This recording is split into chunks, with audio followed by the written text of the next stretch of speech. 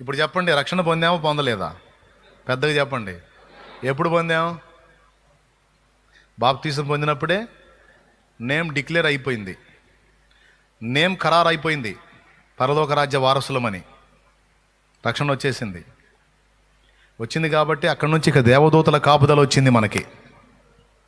ఇప్పుడు నీకు నాకు దూతల కాపుదల ఉంది. నీకు తెలుసా సంగతే? నీకు తెలియదు. దూతల కాపుదల మనందరికీ ఉంది. ప్రభు సమయం ఇస్తే తప్ప మనల్ని వదిలిపెట్టరు. పాటలు పాడతారు కదండి, ఎగిరి పాడతారుగా నమ్మరు. రాత్రియు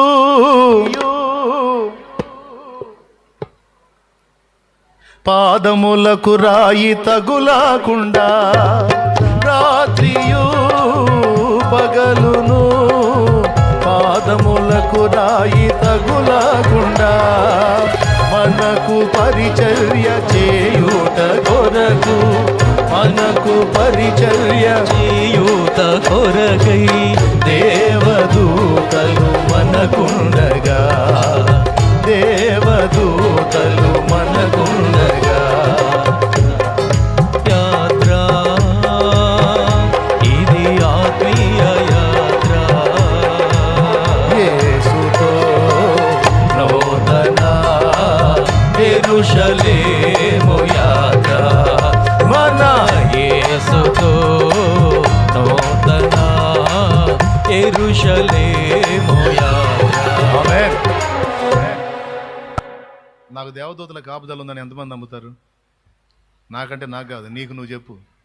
నాకుందన్నా, లేకపోతే ఎప్పుడూ అవుట్ నువ్వు.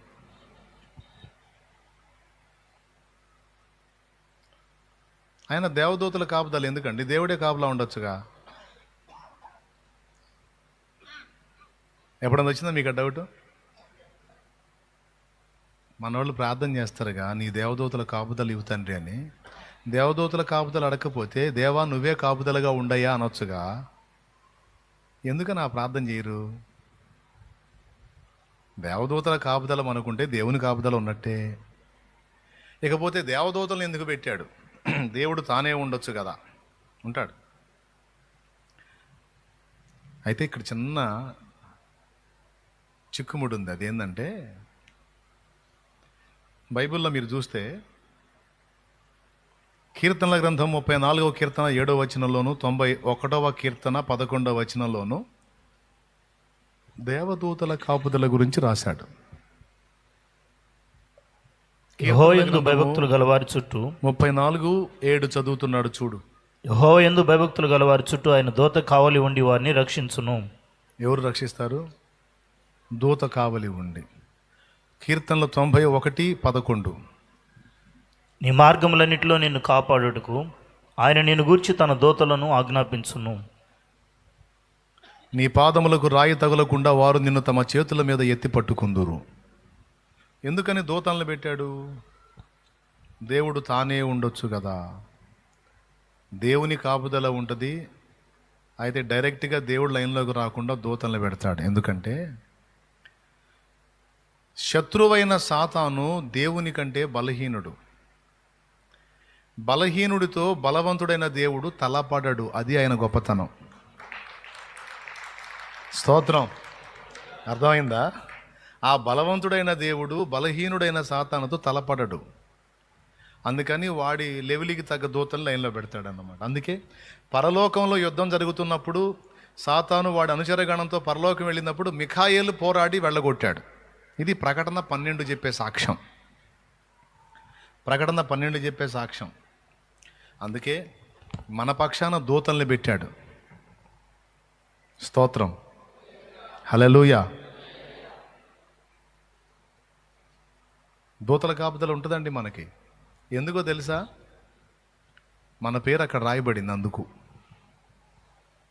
దేవుని గ్రంథంలో మన పేరు నమోదు చేయబడింది. ఎప్పుడైతే బాప్తీసం పొంది దేవుని కొడుకు కూతుళ్ళ లెక్కలోకి వెళ్ళామో వెంటనే సెక్యూరిటీ వచ్చింది. ముఖ్యమంత్రి గారికి వారి సంతానానికి కూడా కాపుదలు ఇస్తారా? ముఖ్యమంత్రి ఫ్యామిలీకి కూడా సెక్యూరిటీ ఇస్తారా? ఎవరా? నీకు దండం పెడతా, పెద్దగా చెప్పండి. ఏందండి ఎప్పుడు స్టార్ట్ అయింది సెక్యూరిటీ? ఎప్పుడైతే ముఖ్యమంత్రి అవుతాడో అతడు ముఖ్యమంత్రి అవడంతో ఆయన పిల్లలు కూడా సెక్యూరిటీ స్టార్ట్ అయింది. మన దేవుడైతే ఎప్పుడో రాజాదిరాజు. ఇప్పుడు ఎప్పుడైతే మనం బాప్తీసం పొంది ఆయన పిల్లల లెక్కలోకి చేర్చబడతామో వెంటనే దూతల లైన్లోకి వస్తారు మన చుట్టూ. ఎందుకంటే మనం నిర్ధారణ చేయబడ్డామట రక్షణ అనే స్వాస్థ్యము పొందడానికి. అందుకని మనకు పరిచారం చేయుటకై ఆత్మలను దేవదూతలను దేవుడు పంపాడని హెబ్రీ పత్రిక 1వ అధ్యాయము ఆ చివరి వచనం, 1వ అధ్యాయం చివరి వచనం. వీరందరూ రక్షణ అను స్వాస్థ్యము పొందబో వారికి పరిచారము చేయుటకై చివరి వచనం 14వ వచనం చదువుతున్నాడండి. వీరందరూ రక్షణ అను స్వాస్థ్యం అంటే అది పొందేది మనమే. పొందబో వారికి అంటే మనకి పరిచారము చేయుటకై పంపబడిన సేవకులైన ఆత్మలు కారా? ఎవరాళ్ళు? దేవదూతలు. ఇప్పుడు చెప్పండి, దేవదూతలు ఉన్నారా లేరా? మనకి ఏడున్నారు? ఏ పక్కున్నారు? మనోనేత్రాలు వెలిగింపబడి ఆ దర్శనం చూసే ఎలీషా లాంటి కళ్ళు నీకుంటే నీ చుట్టూ ఉన్న దేవదూతల కాపుదలు ఏంటో నీకు అర్థమైద్ది, నాకు అర్థమైద్ది. ఇక సమయం ఆసన్నమైనప్పుడు తీసేస్తాడు దేవుడు. నిన్ను పిలుచుకోవాలనుకున్నప్పుడు, నన్ను పిలుచుకోవాలనుకున్నప్పుడు సెక్యూరిటీ తీసేసి ఇంకా రాండి అంటాడు. అప్పటిదాకా మాత్రం సైతాను మనల్ని అటాక్ చేసి చంపకుండాన్నట్లు మన చుట్టూ ప్రొటెక్షన్ ఉంటుంది. నీకు తెలియదు, చీకట్లో ఒంటరిగా నువ్వు ఉన్నప్పుడు సైతం నీకు తెలియకుండా దూతల సమూహం నీ చుట్టూ ఆవరించే ఉంటుంది. నువ్వు బండి మీద బయలుదేరితే ఒక సమూహం నీ చుట్టూ ఆవరించి బయలుదేరుతారు వాళ్ళు కూడా. జోక్ కాదు నేను చెప్పేది.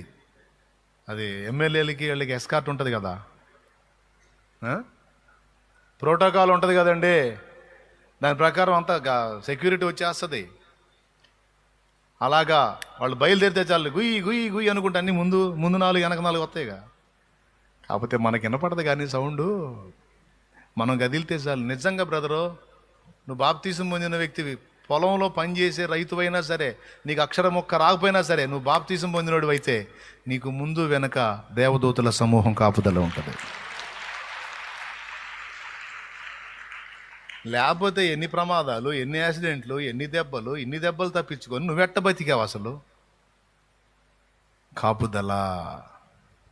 కాపుదల. ఎంతమంది నమ్ముతున్నారు? నమ్మినా నమ్మకపోయినా నిజం, రక్షణ పొందిన వాళ్ళందరికీ అది ఉంటుంది. ఈ కాపుదలే ఒక సాక్ష్యం అన్నమాట మనకి. మనం ఎంపిక చేయబడ్డ వారం, పిలువబడ్డ వారం, ఏర్పరచబడ్డ వారం, దేవుని స్వాస్థ్యాన్ని పొందటానికి దేవుడు ఎన్నుకున్న వాళ్ళం. కాకపోతే ఇంకా అక్కడికి వెళ్ళలా, భూమి మీదే ఉన్నాం. అందుకని రక్షణ పొందాం, రక్షణలో కొనసాగుతున్నాం. యేసయ్య వచ్చి మనల్ని తీసుకొని పోయినప్పుడు రక్షణ సంపూర్ణత్వాన్ని మనం స్వతంత్రించుకుంటాం. ఇంకేముంటుందండి? ఇక్కడి నుంచి తీసుకెళ్ళాడు అనుకో, ఇక మనల్ని శోధించేవాడెవడు? ఎవడన్నా ఉన్నాడా? అదే ఇక్కడ ఉన్నాం అనుకో, ఫస్ట్ మనల్ని శోధించేవాడు ఈ శరీరం గాడు. ఎవడో కాదు, నీ శరీరమే నిన్ను శోధించేది. ఈయన్ని ప్రేరేపించేవాడు సైతానుగాడు. ఇప్పుడు మనల్ని ఈ శరీరం నుంచి విమోచించి తీసుకెళ్తున్నాడు కదా, ఇంకప్పుడు నిన్ను శోధించేవాడు, వేధించేవాడు, పీడించేవాడు, విసిగించేవాడు లేడు. సంపూర్ణ రక్షణ అప్పుడు పొందుతావు.